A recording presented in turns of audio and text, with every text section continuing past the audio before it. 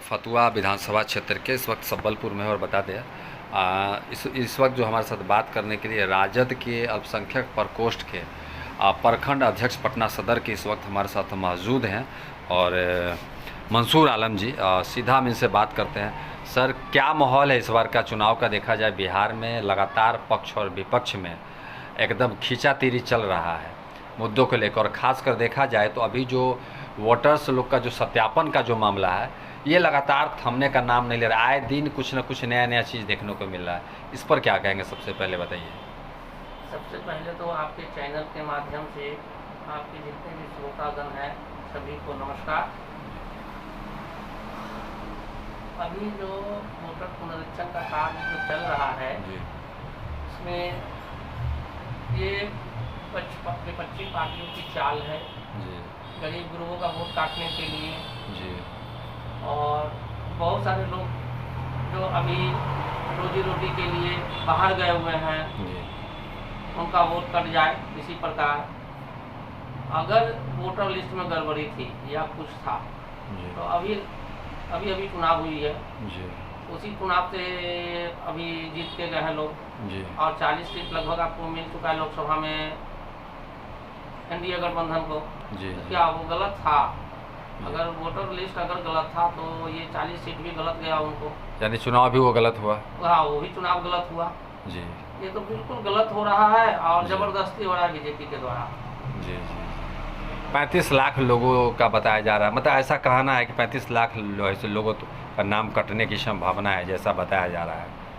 अब तो voter list में नाम कटने की संभावना जो 35 लाख बताया जा रहा है उसमें अब ये चुनाव आयोग भी निष्पक्ष कार्य नहीं कर रही है जी।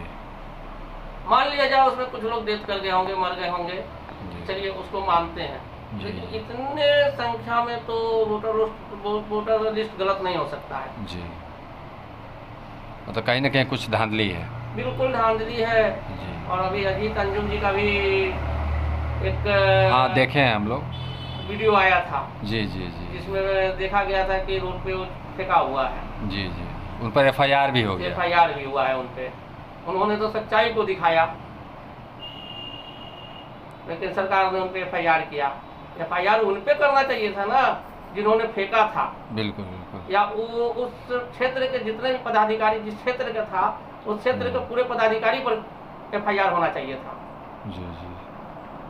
लेकिन यहाँ तो सच दिखाने वाले के साथ ही हो गया। बिल्कुल, सच दिखाने वाले पर ही सजा मिल गई जी। आए दिन तेजस्वी यादव भी कहते हैं कि मतलब मीडिया पर भी लगातार वो बरसते रहते हैं, कहते हैं विश्वास नहीं रह गया। बिल्कुल, विश्वास के लायक तो काम मीडिया कर नहीं रही है जी। सच को उजागर करना मीडिया का काम है जी। और कोई भी कार्य हो रही है, चाहे कुछ भी काम हो रही है तो सरकार के द्वारा हो रही है तो क्वेश्चन किनसे किया जाएगा जी? प्रश्न किनसे किया जाएगा? सरकार से ही ना। बिल्कुल विपक्ष से। बिल्कुल सरकार से ही होगा। 18 तारीख को मोदी जी फिर बिहार आ रहे हैं, क्योंकि बिहार में तो चुनाव है, तो मोदी जी फिर आ रहे हैं मोतिहारी में। क्या कहेंगे इस चीज़ को? अब तो चुनाव का सीजन चालू हो गया है जी, तो मोदी जी तो अब बिहार दौरा चालू हो जाएगा। अच्छा। और हमको तो लगता है जिस प्रकार मोदी जी प्रचार करते हैं हर जगह जाकर जी, हमको तो नहीं लगता है कि लोकल नेता कोई बीजेपी में वैसे नहीं है कि मोदी जी, मतलब बीजेपी में नेताओं की कमी है बिहार में, आपका कहने का मतलब? बिल्कुल, हमको तो जिस प्रकार मोदी जी पूरे सिस्टम के साथ बिहार दौरा पे लग जाते हैं उस हिसाब से हमको लगता है कि बिहार में बीजेपी में कोई नेता ही नहीं है जी। मतलब ये बहुत बड़ा कमजोरी है। बिल्कुल, बहुत बड़ा कमजोरी है, या तो सक्षम नहीं है जी, तब ना मोदी जी को बार बार आना पड़ता है। बिल्कुल, अगर सक्षम होते तो हमको नहीं लगता है कि मोदी जी को इतना दौरा नहीं करना, देश का विकास छोड़ के यहाँ आना पड़ता है। बिल्कुल जी। तो क्या लग रहा है कि इस बार जो इस बार चुनाव होगा, क्या लगता है कि इस बार मुद्दा पे चुनाव होगा या इसे दलगत या जातिगत रहेगा, क्या रहेगा? देखिए, इस प्रकार लग रहा है हमारे माननीय नेता तेजस्वी यादव जी के द्वारा मुद्दों की बात की जा रही है जी। और मुद्दे पर ही वो चुनाव का पूरा कमान संभाल रहे हैं और मुद्दे की ही बात कर रहे हैं। कौन? तेजस्वी जी जी। अभी आप देखिए पेंशन योजना में 1100 रुपये किया गया जी। क्यों हुआ? वो अगर तेजस्वी जी मांग नहीं रखते, मुद्दे के अनुसार वो नहीं कहते कि हम 1500 देंगे, माई बहन योजना 2500 देंगे, 20 साल पहले भी से तो इन लोग की सरकार है, जी जी। पहले क्यों नहीं किए थे? 20 साल हो गया सरकार का। जी, तो पहले क्यों नहीं किए थे? जी। अभी क्यों किए? ये इसलिए किए कि तेजस्वी जी के द्वारा बार बार कहा जा रहा है कि हम ये योजना को लागू करेंगे। तो तेजस्वी जी के ही दबाव में आकर नीतीश जी ने 1100 का पेंशन किया, और जो भी वो बोल रहे हैं उनका मतलब किसी प्रकार वो कर रहे हैं, मतलब अनुसरण कर रहे हैं। अनुसरण कर रहे हैं।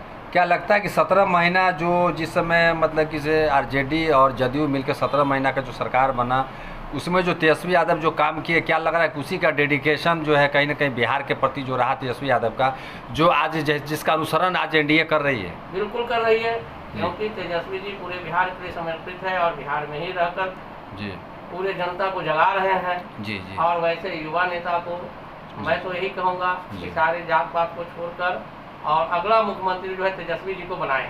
क्या लगता है कि बिहार में मतलब नीतीश कुमार जी के बाद कोई ऐसा चेहरा मतलब तेजस्वी जी के अलावा नहीं है? नहीं है, डेडिकेटेड बिहार के लिए जो तेजस्वी जी है वो और कोई नहीं है। और भी जैसे हमारे चिराग पासवान जी है, ये भी तो है। तो चिराग जी का तो जब भी चुनाव आता है तभी चिराग जी वहाँ नजर आते हैं जी। ऐसे तो बहुत कम ही नजर आते हैं। मतलब बिहार के लिए किसी तरह का डेडिकेशन नहीं रहा इन लोगों का? नहीं, वो तो उनकी अपनी राजनीति है जी। मतलब तेजस्वी यादव के अलावा अभी मतलब कोई विकल्प नहीं है 25 में? कोई विकल्प नहीं है 2025 में तेजस्वी के अलावा। मतलब तेजस्वी ही चाहिए? बिल्कुल। क्या अपील करेंगे बिहार के तमाम जो लोग हैं जो देख रहे हैं उनसे, क्या अपील करेंगे? हम बिहार के सभी मतदाताओं से अपील करेंगे जी कि एक बार मौका दिया जाए तेजस्वी को, जी और मौका देकर देखें। जी युवा है जी और अच्छी सोच के साथ वो कार्य कर रहे हैं, जी।